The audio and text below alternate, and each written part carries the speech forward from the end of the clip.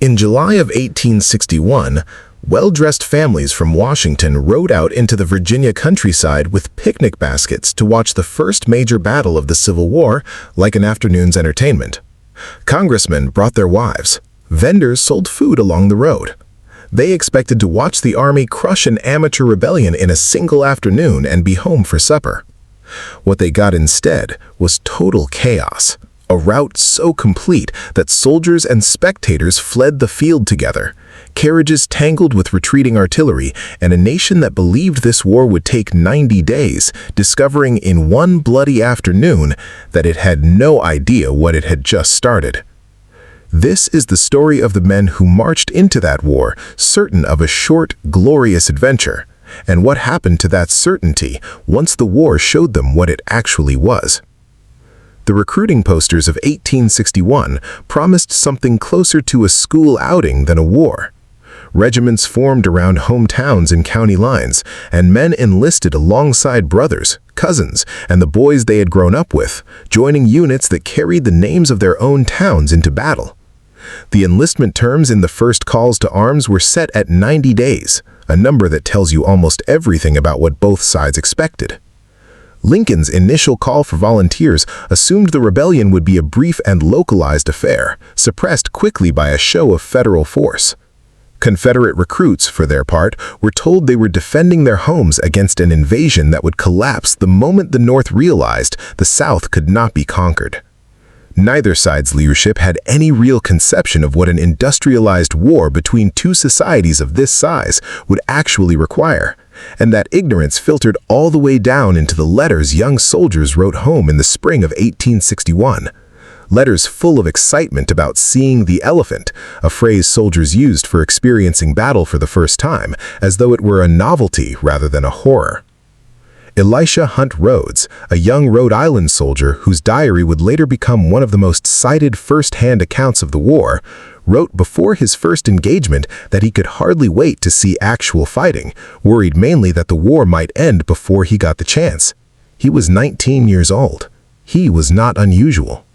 Recruiting officers across both North and South reported enthusiasm so high in the opening weeks of the war that they were forced to turn away eager volunteers, men genuinely fearful that the fighting might be finished entirely before they got any chance to take part in it themselves. Brass bands played recruits into training camps. Communities held send-off ceremonies with speeches about honor and duty. The dominant cultural image of war that these young men carried with them came from Napoleonic-era paintings and Walter Scott novels. Men in disciplined lines, standing tall under fire, dying nobly and quickly if they died at all.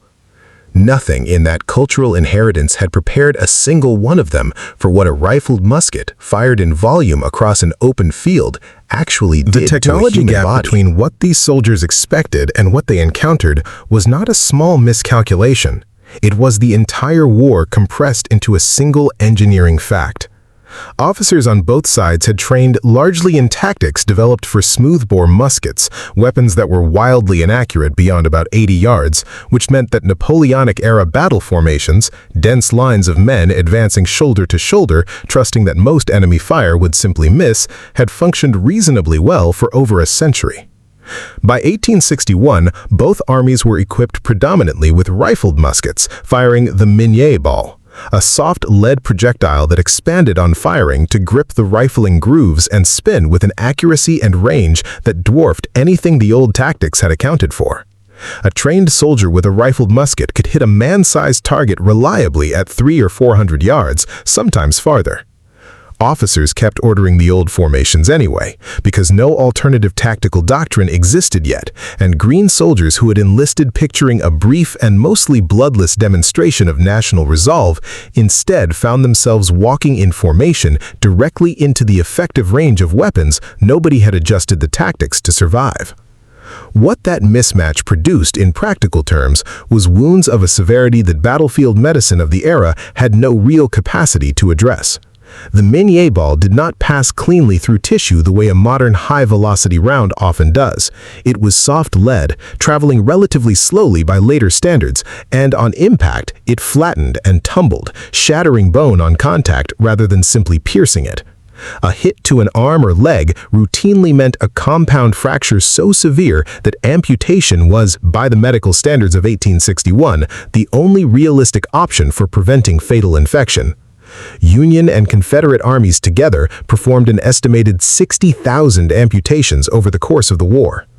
Men who had pictured a heroic wound and a scar to show off back home discovered instead that survival itself often meant losing a limb on a table in a field hospital, held down by orderlies, given whiskey or chloroform if the surgeon had any left, and cut apart by a surgeon who might perform dozens of these procedures in a single day without changing instruments or washing his hands between patients, because the germ theory of disease had not yet reached common medical practice. Artillery produced a category of horror that soldiers found even harder to describe than musket wounds, partly because it struck without the individual intent a rifle shot at least implied. Canister rounds, essentially large tin cans packed with musket balls that sprayed outward like a massive shotgun blast when fired, could reduce an advancing line of men to a scattered field of casualties in a single discharge, and soldiers who survived standing near an exploding shell described losing comrades not to a single clean wound, but to something closer to sudden, total destruction of the body, with nothing left afterward that resembled the man who had been standing there moments earlier. Soldiers wrote home struggling to describe this specific horror in language that would not alarm the families reading their letters, often settling for vague phrases about a friend being instantly killed, when the reality behind those words was frequently far more graphic than anything the recipient back home could have pictured.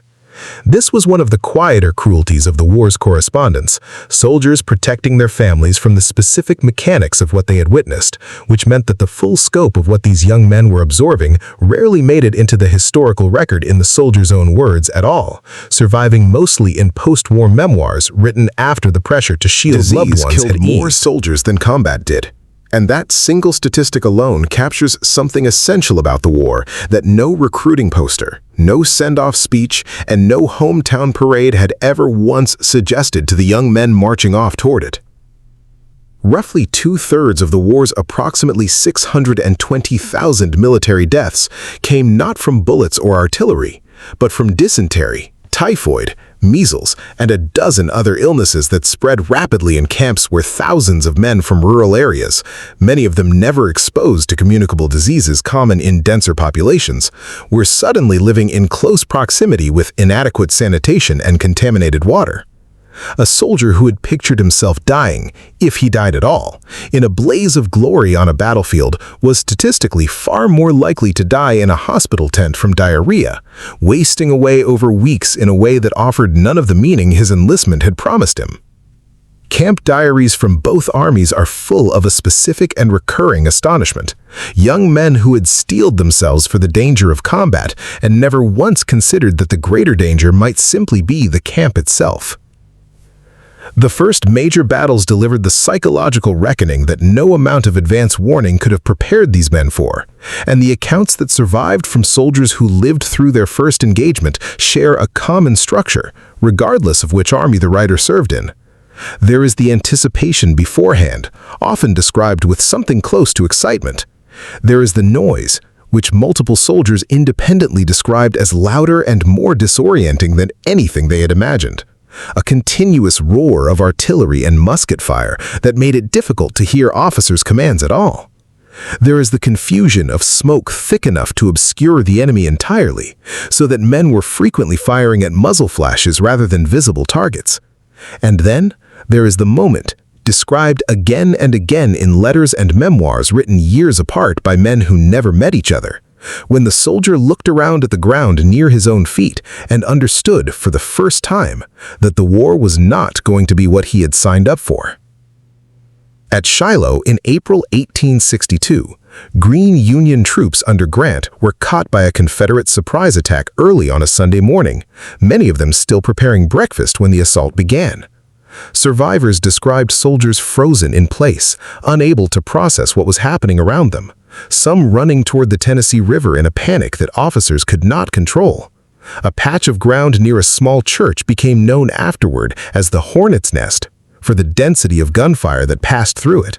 And soldiers who survived holding that position for hours described the sound of bullets as a continuous buzzing hum, thick enough that men described it physically as something they could feel moving through the air around their heads rather than something they merely heard.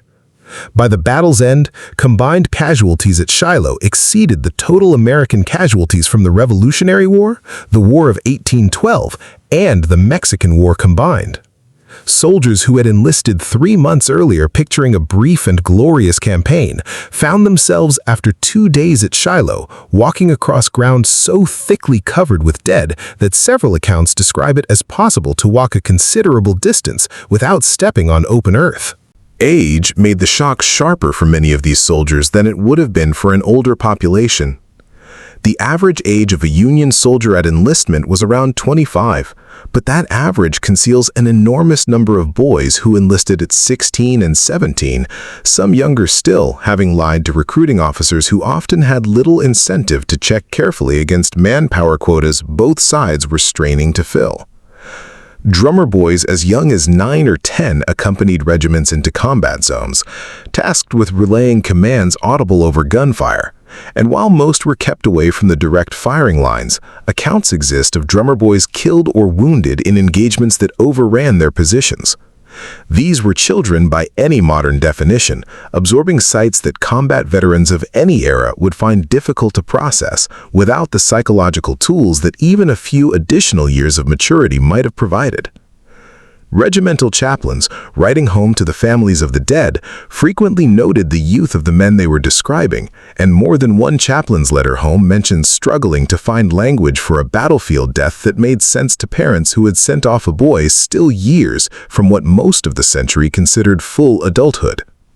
What makes the accounts from these young soldiers so striking is not simply the horror they describe, but the specific and repeated language of surprise.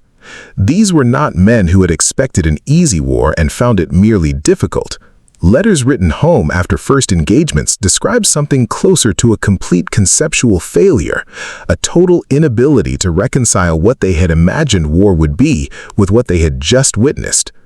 A Wisconsin soldier writing after his first battle described feeling as though nothing in his prior life had given him any framework at all for processing what he had seen, that the sheer scale and mechanical indifference of the killing bore no resemblance to any story or image he had encountered before enlisting. This reaction was not cowardice, and it should never be mistaken for cowardice. Men who wrote these specific accounts frequently returned to combat again and again over the many years that followed, some of them serving faithfully through the entire remaining length of the war. What had broken in these men was not their willingness to keep fighting, but their entire prior understanding of what fighting actually meant, an understanding built on stories and paintings that had never once accounted for what a battlefield in 1862 truly looked like. The psychological toll that this repeated exposure produced had no name and no recognized treatment during the war itself, though the symptoms were documented extensively by physicians who had no framework for understanding what they were seeing. Soldiers reported what doctors of the era called irritable heart or soldier's heart, a cluster of symptoms including heart palpitations, difficulty breathing, exhaustion disproportionate to physical exertion, and a chronic hypervigilance that persisted long after soldiers left the battlefield. Union Army physician Jacob Mendez da Costa documented the condition extensively enough that it briefly carried his name, but medical understanding of the era attributed the symptoms to physical causes, an overtaxed heart, poor circulation, because the concept of a purely psychological wound caused by sustained exposure to combat trauma did not yet exist within American medicine. Soldiers who exhibited symptoms that a modern clinician would immediately recognize as post-traumatic stress were instead diagnosed with vague physical ailments, discharged for disability, or in the worst documented cases, accused of cowardice and malingering by officers who had no vocabulary for what they were actually observing in the men under their command. The grief that surviving soldiers carried for their dead compounded in ways that the sheer scale of casualties made almost impossible to process individually. Men who had enlisted alongside their own brothers, cousins, and childhood friends, a common pattern since so many regiments were raised locally around hometowns and family networks, often watched those same relatives die within arm's reach, sometimes in a single engagement that could wipe out a meaningful fraction of a company recruited from a single small town. The community-based recruitment system that had felt a comfort at enlistment, a promise that a soldier would fight alongside people he already knew and trusted, became one of the war's cruelest structural features once the casualties began accumulating. A town that had sent 40 of its young men off together in a single company might receive news after one bad afternoon that half of them were dead or wounded, and the letters describing those losses arrived not spread across a distant anonymous army, but concentrated into a handful of streets where everyone had known everyone else since childhood. Soldiers riding home after these engagements frequently took on the burden of describing individually how each of their friends had died, a task that fell to whichever men in the company had survived and could still hold a pen. The physical environment soldiers lived in between battles delivered its own grinding, less dramatic horror that rarely appears in popular retellings of the war, but dominates the actual diaries and letters soldiers wrote. Mud that could swallow a wagon wheel to the axle, winters spent in canvas tents or hastily built log huts with inadequate blankets and clothing that wore through faster than supply lines could replace it, rations that arrived spoiled or did not arrive at all for stretches at a time, leaving men to forage or go hungry. Lice were universal enough that soldiers on both sides developed a grim shared vocabulary of jokes about them, a small dark humor that historians have since read as a coping mechanism for an infestation that no amount of washing in camp conditions could fully eliminate. These were not the dangers young recruits had pictured when they enlisted. Nobody joined the army in 1861 imagining a war defined as much by mud, lice, and spoiled meat as by combat, and the sheer tedium and physical misery of camp life between engagements wore down soldiers in ways that combat alone, concentrated and episodic as it was, did not. Confederate and Union prisoners of war experienced a version of this shock that arrived after combat rather than during it, and for many of them it proved deadlier than any battlefield. Camps on both sides were catastrophically unprepared for the scale of prisoner populations the war generated. Andersonville, the Confederate prison camp in Georgia, held at its peak more than 30,000 Union prisoners in an outdoor stockade built for a fraction of that number, with a single contaminated creek serving as the camp's only water source for both drinking and waste disposal. Nearly 13,000 men died at Andersonville over 14 months from starvation, exposure, and diseases that spread unchecked through a population packed together with no shelter beyond what prisoners could construct themselves from scraps of wood and cloth. Men who had survived combat, who had walked away from Shiloh or Gettysburg or the wilderness with their bodies intact, arrived at Andersonville having already absorbed one horror they never anticipated, only to discover that captivity itself could be a slower and equally lethal version of the same war. Confederate prisoners held in Union camps like Elmira in New York faced comparable conditions, though the specific causes differed. Elmira's death rate, driven substantially by disease in overcrowded barracks and a winter that camp administrators had not adequately prepared for, approached 25% of the prisoners held there, a mortality rate that later investigations attributed as much to administrative neglect and retaliatory policy as to the general chaos of a war neither side had built adequate infrastructure to manage. Soldiers on both sides who entered these camps did so already having survived combat that had shattered whatever illusions they carried into the war. What they discovered in captivity was that the war had further horrors in reserve that had nothing to do with the battlefield at all. A bureaucratic and logistical failure so severe that surviving combat could still end in a death from starvation inside a stockade, watched by guards who were themselves often barely fed and poorly supplied. Field hospitals themselves became a source of dread that soldiers came to fear as much as the fighting that filled them. Positioned close enough behind the lines to receive the wounded quickly, they were frequently within range of stray artillery and offered soldiers awaiting treatment a direct, unfiltered view of what awaited a man whose wound required surgery. Piles of amputated limbs outside surgical tents became one of the most consistently reported images across hundreds of soldier accounts, described by more than one witness as taller than a man in the aftermath of the war's largest battles. Walt Whitman, who spent significant portions of the war visiting hospitalized soldiers in Washington, wrote about the particular psychological weight these visits carried, describing wards full of young men whose injuries bore no resemblance to anything the era's popular literature about war had prepared the public to imagine. Whitman's wartime writing, unlike much of the period's published poetry about the conflict, refused to romanticize what he was seeing, describing instead the specific and unglamorous suffering of individual soldiers he sat with, wrote letters for, and in some cases watched die. His account matters here because he was one of the few contemporary writers willing to document, in detail, the exact gap between the war soldiers expected and the war that had actually been done to their bodies. By the middle years of the war, the letters soldiers wrote home changed in character in a way that traces the exact shape of this collective realization. The excited anticipation of 1861 had given way by 1863 and 1864 to a tone that veteran soldiers themselves recognized as fundamentally different from what they had felt as recruits. Men wrote less about glory and more about survival, less about the cause and more about the specific soldiers beside them who had died in the previous engagement.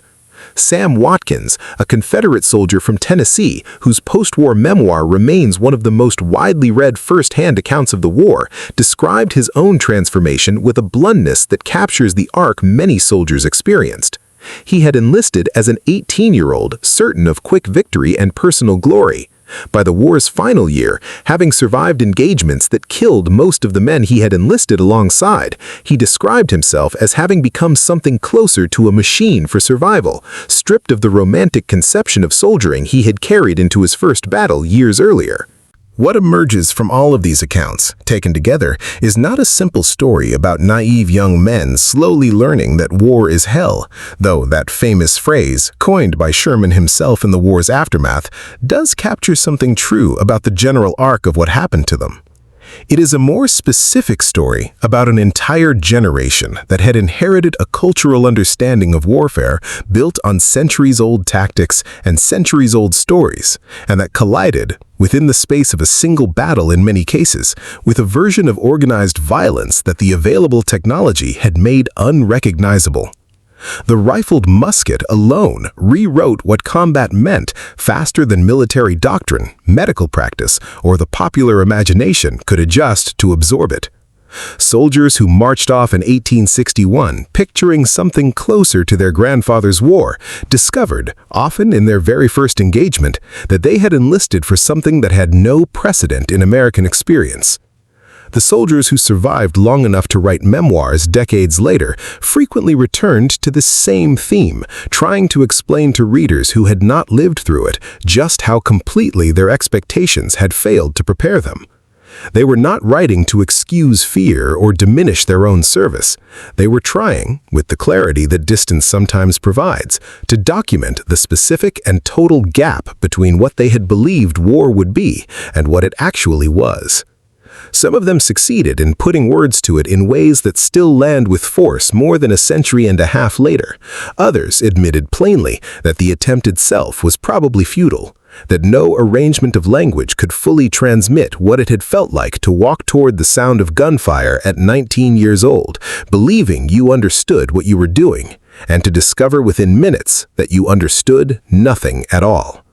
What survives instead is the aggregate weight of thousands of individual accounts, each one describing the same collapse of expectation from a slightly different angle, each one circling the same basic fact, that the Civil War was fought overwhelmingly by young men who had no real conception of what they had volunteered for, using a cultural vocabulary of glory and honor that the weapons and conditions of 1861 had already made obsolete before the first shot was fired at Fort Sumter.